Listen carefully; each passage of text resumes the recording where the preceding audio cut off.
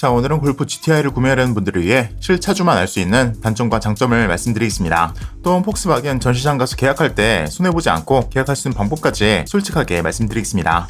골프 GTI는 단순히 빠르기만 한 차가 아닙니다. 평소에는 출퇴근용으로 편하게 사용할 수 있고 필요할 때는 충분히 재미있는 주행을 즐길 수 있는 데일리 고성능 해치백이라고 보시면 됩니다. 먼저 가장 만족도가 높은 부분은 주행 성능입니다. 아직 길들이기가 끝나지 않아 성능을 전부 사용하지 않았는데도 일반 도로에서 힘이 부족하다는 느낌은 거의 없습니다. 컴포트 모드로 주행하면 출퇴근이나 도심 운전에서도 부담이 없고 속도를 높였을 때는 차체가 안정적으로 움직입니다. 차가 작고 반응이 빠르기 때문에 운전자가 원하는 방향으로 움직여주는 느낌도 좋습니다. 국내 도로에서 사용하는 데는 성능이 부족하기보다 충분히 넘치는 수준입니다. 다만 GTI라고 해서 과격하게 운전해도 안전한 것은 아닙니다.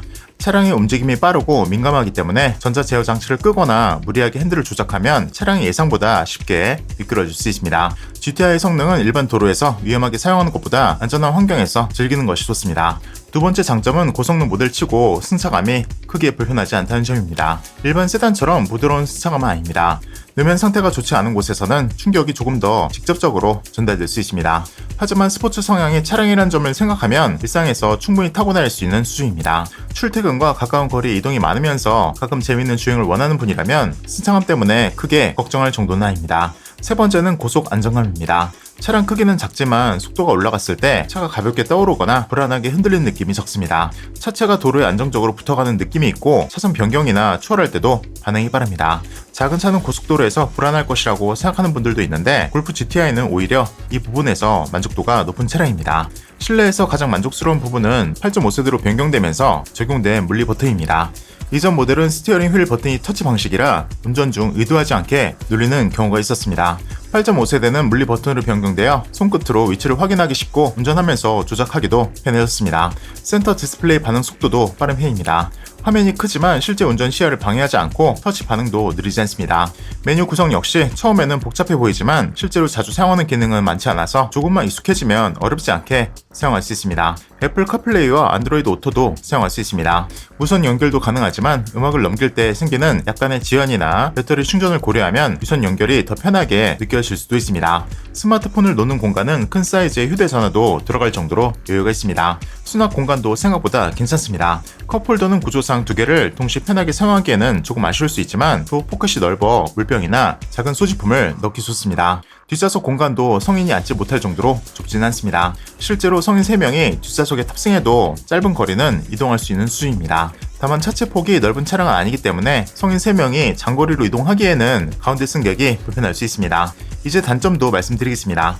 첫 번째는 시트입니다. 짧게 운전할 때는 몸을 잘 잡아주고 스포티한 느낌이 좋지만 오랜 시간 앉아있으면 허리나 등이 불편하게 느껴질 수 있습니다. 시트 만족도는 체형에 따라 차이가 크기 때문에 구매 전에는 잠깐 앉아보는 것보다 가능하면 30분 이상 시승해보는 것이 좋습니다. 장거리 운전을 자주 하는 분이라면 허리 지지감이 본인에게 잘 맞는지 반드시 확인해 보셔야 합니다. 두 번째는 보조석 수동 조절입니다. 운전석과 비교하면 보조석 조절 방식이 단순하고 등받이 각도를 다이얼로 돌려야 하는 구조가 불편할 수 있습니다. 사람이 앉아있는 상태에서는 다이얼이 뻑뻑하게 느껴질 수 있어 보조석 승객이 직접 조절하기 어려울 수도 있습니다. 차량 가격과 GTI라는 상징성을 생각하면 보조석 전동 시트가 아니란 점은 아쉬움으로 남을 수 있습니다. 세 번째는 터치식 공조 조작입니다. 온도와 음량을 화면 아래쪽 터치 영역에서 조절하는 방식이라 물리 다이얼에 익숙한 분들은 처음에 불편할 수 있습니다. 정차 중에는 문제가 없지만 운전 중에는 정확한 위치를 보고 조작해야 하기 때문에 버튼이나 다이얼 방식이 직관적이지 않습니다. 네 번째는 운전자 보조 기능입니다. 차선 유지 보조 기능이 민감하게 개입한다고 느끼는 분들도 있습니다. 차선 가까이 이동했을 때 스티어링 휠을 강하게 보정하는 느낌이 들 수 있어 오히려 불편하게 느껴질 수 있습니다. 다만 이 기능은 안전을 위한 장치이기 때문에 무조건 끄기보다는 개입 강도와 작동 방식을 익힌 뒤 본인에게 맞게 설정하는 것이 좋습니다. 주차 센서와 후방 제동 기능도 상당히 민감합니다. 후진 중 장애물이 가까이 있다고 판단하면 차량이 갑자기 강하게 멈출 수 있습니다. 처음 경험하면 고장이나 충돌로 착각할 정도로 놀랄 수 있지만 주차 중 사고를 막기 위한 기능입니다. 다만 경사로나 좁은 주차장에서는 실제 장애물이 없는데도 민감하게 반응할 수 있으니 천천히 적응할 필요가 있습니다. 자동 주차 기능도 모든 상황에서 완벽하진 않습니다. 운전자가 원하는 위치와 다르게 공간을 인식하거나 주차 방향을 잘못 판단할 수 있기 때문에 완전히 믿고 맡기기보다는 보조 기능으로 사용하는 것이 좋습니다. 다섯 번째는 오토 스타트 스톱 기능입니다. 정차할 때 엔진이 자동으로 꺼지는 것을 불편해하는 분들은 차량을 탈 때마다 기능을 다시 해제해야 할 수 있습니다. 설정이 계속 저장되지 않는다는 점은 매일 차량을 이용하는 분들에게 번거롭게 느낄 수 있습니다. 여섯 번째는 전동 트렁크가 아니라는 점입니다. 짐을 자주 싣거나 양손에 물건을 들고 트렁크를 열어야 하는 상황이 많다면 수동 트렁크가 생각보다 불편할 수 있습니다. 골프 GTI의 성격을 생각하면 이해할 수 있는 부분이지만 편의성을 중요하게 보는 분들은 구매 전에 확인해야 합니다. 선루프 차양망 역시 자동이 아니라 직접 열고 닫아야 하는 방식이라 고급 편의 기능을 기대한다면 아실 수 있습니다. 연비는 고성능 차량이라는 점을 생각하면 괜찮은 편입니다. 차주에 따라 고급 휘발유를 사용하는 경우가 있지만 정확한 권장 연료는 차량 설명서와 주유구 표기를 확인하는 것이 가장 안전합니다. 연비는 컴포트 모드로 부드럽게 주행하면 만족도가 높지만 스포츠 모드와 급가속을 자주 사용하면 당연히 빠르게 떨어질 수 있습니다.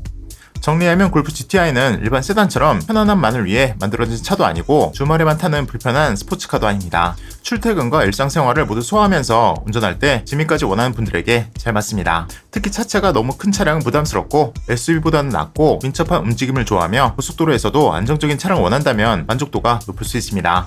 반대로 승차감이 가장 중요하거나 장거리 운전을 자주 하고 전동 시트와 전동 트렁크 같은 편의 기능을 중요하게 생각한다면 구매 전에 충분한 시승이 필요합니다.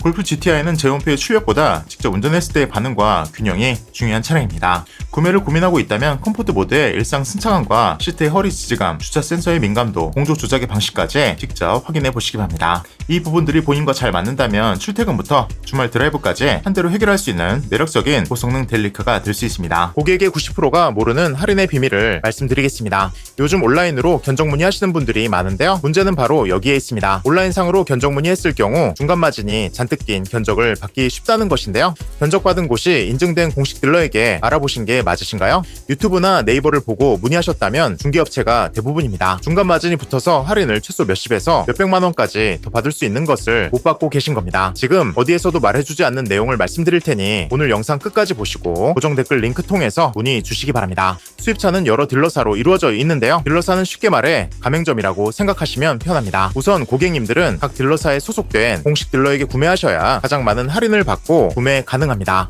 당연한 거 아니냐고 하시겠지만 여러분들이 지금까지 보셨던 유튜브 할인들은 공식 딜러가 아닌 광고업체, 플랫폼 업체, 에이전시의 영상들입니다. 그 업체들도 공식 딜러에게 받은 할인을 고객에게 일정 마진을 제하고 전달하는 게 전부입니다. 즉 공식 딜러가 도매고 그 외의 모든 업체는 소매입니다. 중간 마진을 남겨야 하기 때문에 당연히 할인 금액에서 차감되거나 견적이 비쌀 수밖에 없습니다. 그렇기에 당연히 공식 딜러가 누구보다 가장 유리한 조건을 제시할 수 있지만 온라인상에선 눈에 띄지 않는 이유는 저희 공식 딜러는 온라인상으로 활동은 가능하지만 할인 금액을 오픈하는 것은 강력하게 제한되고 있습니다.